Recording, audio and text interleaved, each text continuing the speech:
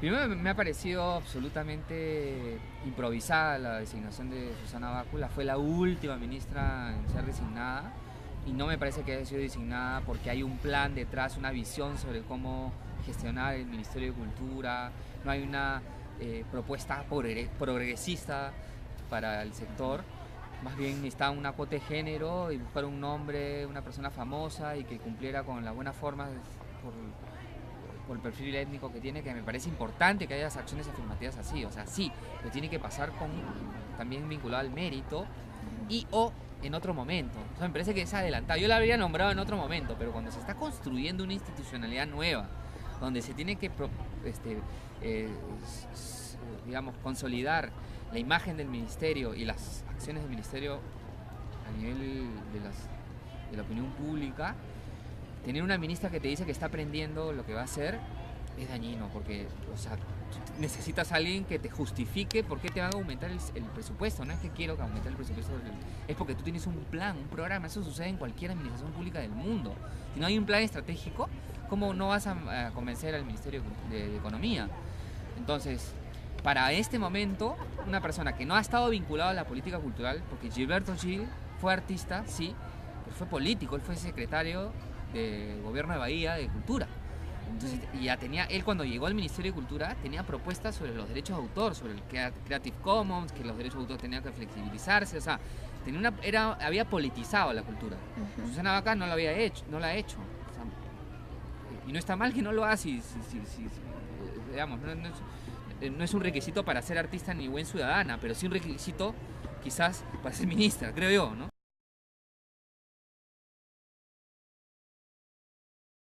Primero, creo que hay que pasar.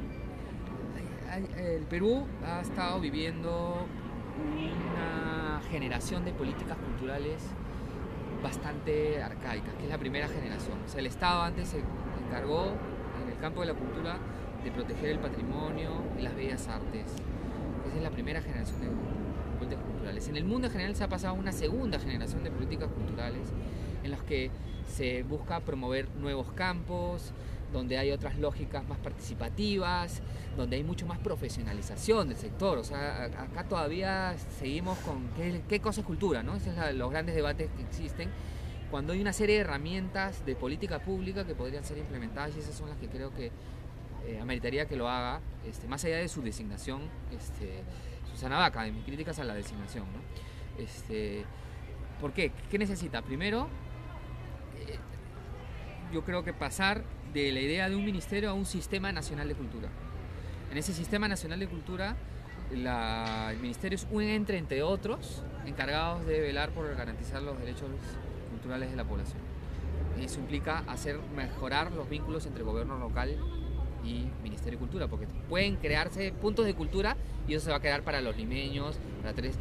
Las funciones ahora en el sector cultural están en los gobiernos regionales. Entonces esa es la gran tarea, cómo traspasar esas funciones, que no pasa solamente por el presupuesto, pasa por temas de capacitación y gestión cultural, porque muchos funcionarios no conocen bien el área, se conocen más en salud, educación, hay más experiencia del gobierno. O sea, es un nuevo reto que se necesita decisiones de cómo se va a afrontar, ¿no? Entonces, el tema de la descentralización es clave, ¿no? Institucional del ministerio, cómo el ministerio va a tener un alcance nacional, no se va a quedar en San Borja.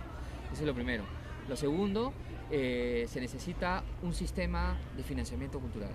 O sea, en todo el mundo es normal que existan fondos concursables. En Chile tiene 5 fondos concursables. Ecuador tiene fondos concursables incluso para la música, para la literatura traducida al quechua incluso.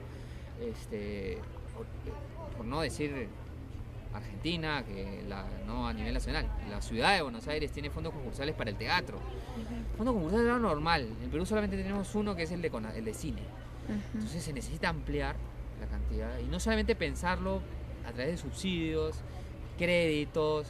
Hay miles de formas de cómo financiar la cultura y es un gran campo que no se ha estado explorando. La UNESCO plantea que los presupuestos para el sector deberían ser alrededor de 1% del presupuesto general de la República. Porque en verdad los derechos cuestan. Si el Estado quiere cumplir sus responsabilidades, tiene que financiar la manera de hacerlo, ¿no? Y para eso, pues, la idea es que se llegue al 1% como mínimo.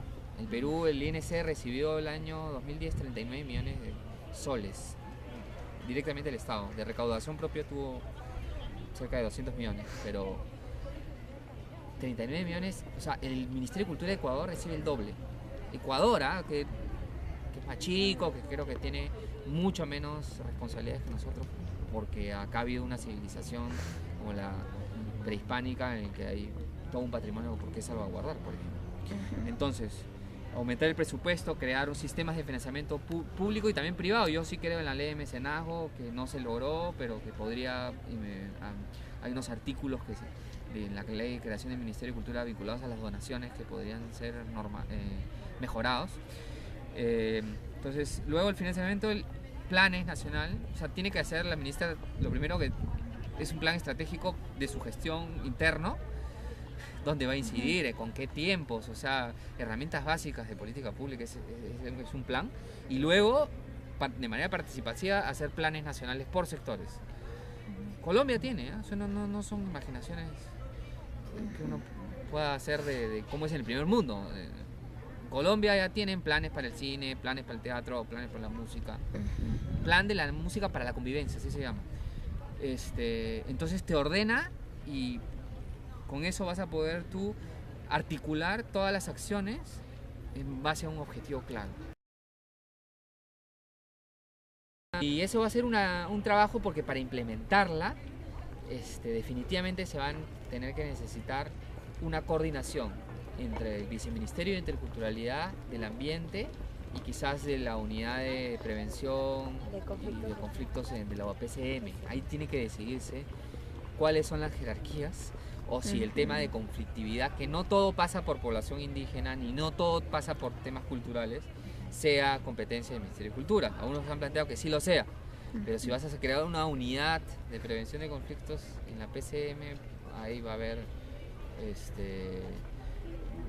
conflictos en las funciones, ¿no? Y duplicación de esfuerzos posiblemente. Entonces lo primero es ver la manera como se va a implementar un derecho que creo que yo puede realmente ayudar a reducir la conflictividad. No va a ser la única manera, que son además procesos largos, porque la población tiene que ir a decidir, en la población hay distintas orientaciones, o sea, pero definitivamente eso va a hacer que la gente sienta como propia las inversiones.